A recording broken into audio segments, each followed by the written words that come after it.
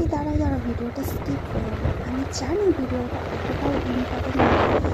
আজকে কী বলো তো, আজকে হচ্ছে সরস্বতী পুজো। আর আজকের দিনে আমি আর আমার মশাই বেরিয়ে পড়েছি। এখানে দেখো একটা খুব সুন্দর প্যান্ডেলটা করেছে।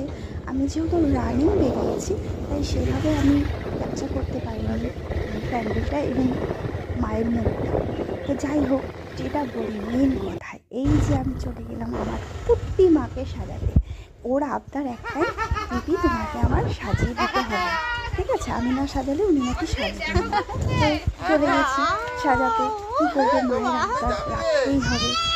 এত দুষ্টু ঠিক করে আমাকে একটু সাজাতেই দিচ্ছে না। এত কথা এত কথা, কি বলবো, এটা কেন ওটা কেন, এটা কি সেটা কি। তো যাই হোক, মায়ের আবদার আমাকে তো রাখতেই হবে। তো একটু যদি চুপচাপ বসে তাহলে তো ভালো লাগে, কিন্তু না। তো এই যে আমার সোনামা, তোমরা দেখো আমাদের ছোট্ট সরস্বতীকে, মা সরস্বতীকে কেমন লাগছে তোমরাই কমেন্ট করে জানিও।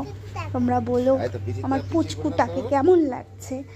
আর আর এইখানে দেখো এত সুন্দর লাগছে, সবাই কি ভালো লাগছে। আমার না সেই ছোটবেলার কথা মনে পড়ে গেল। কি মিষ্টি একটা, ভালো লাগছে যে চোখ সরানোই যাচ্ছে না। আর এই দিকে দেখো ভাই বোনের কি আনন্দ, একদিকে জামাই সেজে আমি হাজির হয়েছি, আনন্দে ধরছি। কেমন লাগলো কমেন্ট করো।